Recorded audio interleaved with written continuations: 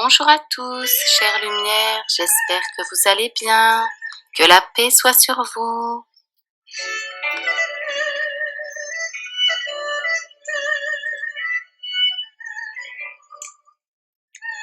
La considération de soi-même. Nous ne devons pas trop compter sur nous-mêmes, parce que souvent la grâce et le jugement nous manquent. Nous n'avons en nous que peu de lumière, et ce peu, il est aisé de le perdre par négligence.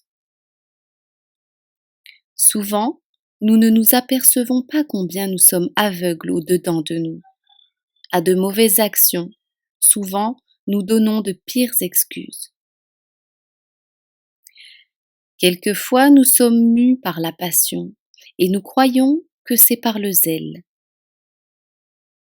Nous relevons de petites fautes dans les autres et nous nous en permettons de plus grandes. Nous sentons bien vite et nous pesons ce que nous souffrons des autres. Mais tout ce qu'ils ont à souffrir de nous, nous n'y songeons pas. Qui se jugerait équitablement soi-même sentirait qu'il n'a droit de juger personne sévèrement. L'homme intérieur préfère le soin de soi-même à tout autre soin, et lorsqu'on est attentif à soi, on se tait aisément sur les autres. Nous ne serons jamais un homme intérieur et vraiment pieux si nous ne gardons pas le silence sur ce qui nous est étranger et si nous ne nous occupons principalement de nous-mêmes. Si nous n'avons que Dieu et nous-mêmes en vue, nous serons peu touchés de ce que nous apercevrons au dehors.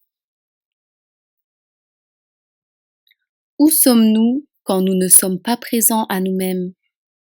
Et que nous revient-il d'avoir tout parcouru et de nous être oubliés? Si nous voulons posséder la paix et être véritablement unis à Dieu, il faut laisser là tout le reste et ne penser qu'à nous seuls. Nous ferons de grands progrès si nous nous dégageons de tous les soins du temps. Nous serons au contraire fatigués bien vite si nous comptons pour quelque chose ce qui n'est que de ce monde. Qu'il n'y ait rien de grand à nos yeux, d'élevé, de doux, d'aimable, que Dieu seul, ou ce qui vient de Dieu. Regardons comme une pure vanité toute consolation qui repose sur la créature.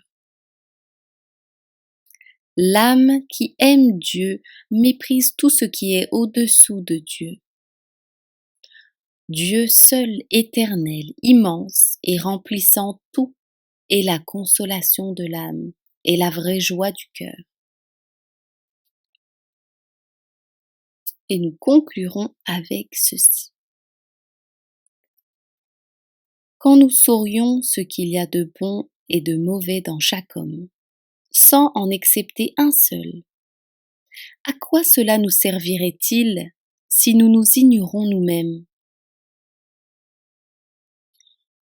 On ne nous interrogera pas au dernier jour sur la conscience d'autrui.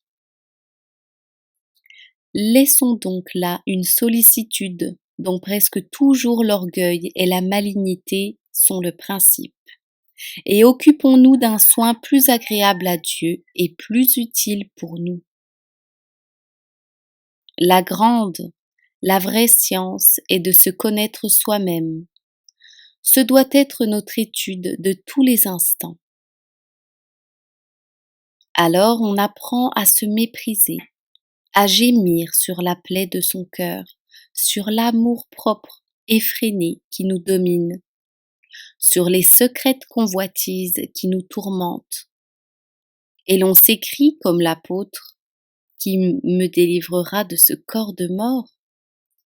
Heureuse délivrance, mais que trouverons-nous après si nous n'avons pas été fidèles? Dieu, uniquement Dieu, et en lui toute chose, toute consolation, tout bien.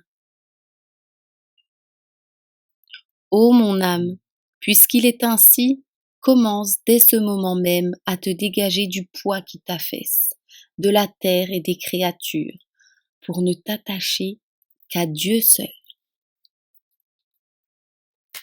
Que la paix soit sur vous, chère lumière. À bientôt, si Dieu le veut.